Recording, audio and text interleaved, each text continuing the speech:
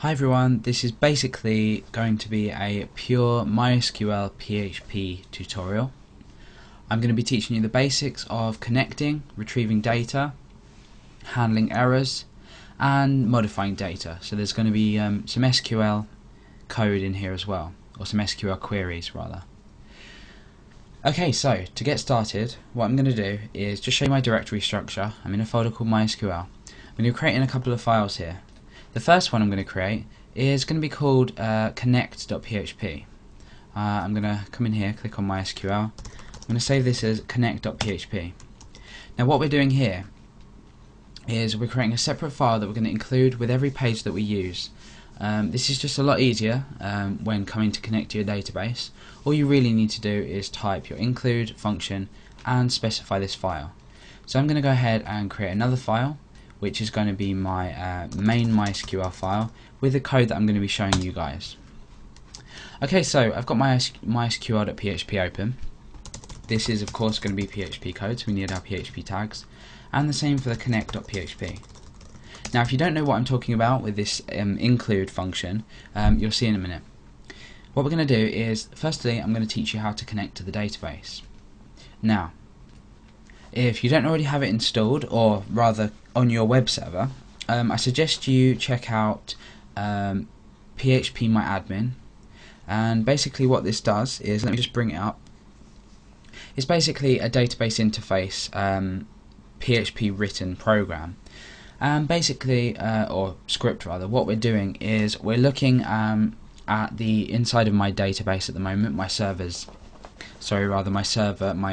server, and it's giving us our table information, our database information, information about my server, etc, etc. A lot of it you don't need to know, but it's a really good starter program if you're just starting to use PHP MySQL or just MySQL in general.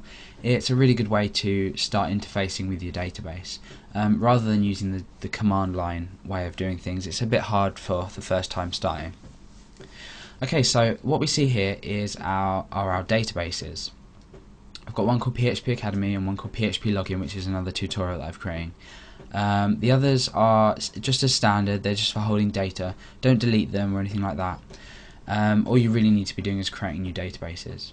And to create a new database, we've got a simple box here, and we're just going to be creating databases. And what I'm going to just call this is, in fact what I'm going to do is I'm going to work within my PHP Academy database for now. It's a lot easier. So to create a new database, simple enough, you type in the name and you just click create. Obviously mine's already created here, so I'm going to use this one. I'm going to click on it and you can see that I've got several tables inside. This is denoted by this little symbol here when using PHP and this is guestbook for my guestbook tutorial. But what I'm going to want to do is create a new table on this database for the specifics of this tutorial, and I'm going to call this let's say we can call it people. I'm going to call this people. And the number of fields is quite important. You can't leave this blank. It's the number of fields on your database, on your table. This is for storing each column of data. So for example, the first one, usually when you're dealing with records, you're going to have an ID, which is a numerical value. So it's a number that's going to increment each time. And this will allow you to reference your records that you've stored individually by their unique number. And you usually set this to the primary key. And if you're not familiar with databases, you need to start looking up terms like primary key. I'm not going to be dealing with secondary keys because it's quite a flexible way to do this anyway with a MySQL database. Just read up on databases in general. If you have Microsoft Access or any other database program, I suggest you have a fiddle around with that and get to grips with databases. Okay, so the number of fields depends on how much data you want to store and what data you want to store. And usually when I'm creating fields, I'm going to bring up a new sort of blank document, and I'll start by typing out the fields that I want. The first one's always going to be ID. Like I said, this is a self-incrementing value every time you create a new record. So it will be 1 as the first record, 2, 3, 4, and the data will be stored after this. So it's a really useful field to have. And since my table is called people, I'm going to store some data about some people. So what I'm going to have is, let's say, first name. I'm going to have last name. Let's have age as well, and let's say gender. And I think we can leave it at that for now. I don't want to make it too complicated. So here we can see that we've got 5 fields. So all I really need to go back here and do is type in 5 here and click go. And that'll automatically be created for you. You'll see it pop up here in a minute. In fact, you won't, because we haven't created our field names yet. So, okay, we have, by standard, there are a lot of options for these, but our field is our field name. So the first one's going to be ID.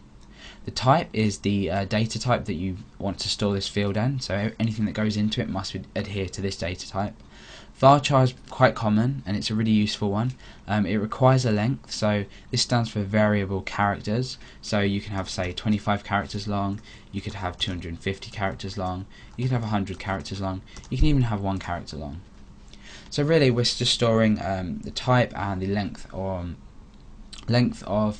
the data stored.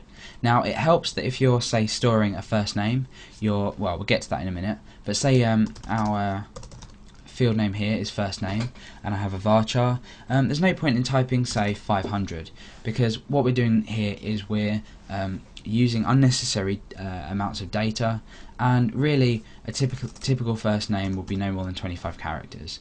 If it is, and you know that it will be, let's say go for like 30 or 35 or something like that. But for now I'm going to store my first name as, say, 20 or 25 characters. I'm going to go for 20. Now back to our ID. The type of this is going to be an integer, because of course it's going to be a number, it's going to be self-incrementing. This will be 1, 2, 3, 4, the amount of records we use. And we have some other options here. Now this here is primary key, we're just going to select this. And our extra, we can see that we've got auto underscore increment. This is basically an auto increment, and it will give this particular function where every time you enter a new record, this will automatically go up. So we've got first name, we've got last name, and again I'm going to set this at about 30. What else do we have? We had age, and obviously this is going to be an integer, and we had gender. Okay. Now in fact what I'm going to do is, instead of putting age in, I'm going to say date of birth. So this is date of birth. I'm going to set this as a date, because you can in fact have a, let me just find it, you can in fact have a date data type, and I'll show you how that works as well. So our length for our date doesn't need to be set. We have a standard format for this, so we don't need to worry about that.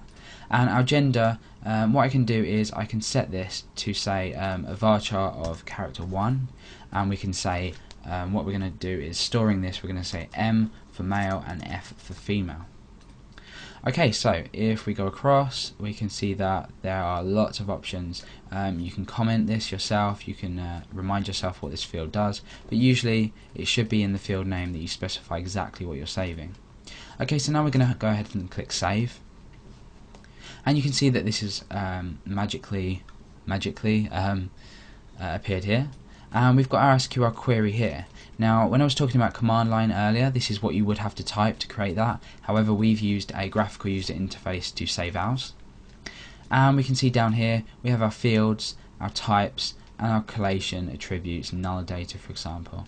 Now default, I didn't tell you, is the default value that's stored as. So for example, if you had a field saying has the user registered, or is the user, I don't know, a specific something they could be, so I don't know, I can't think of an example, but you'd have the default here. So for example, if I wanted to store everyone that registers as male by default or as female by default, I could have M or F here.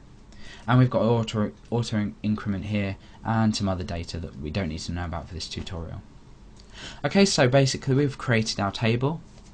If you go into part 2 of this, I'm going to be showing you how to insert some data, and also how to retrieve this data from your database using PHP. Okay, so join me in the next part, and I'll see you soon.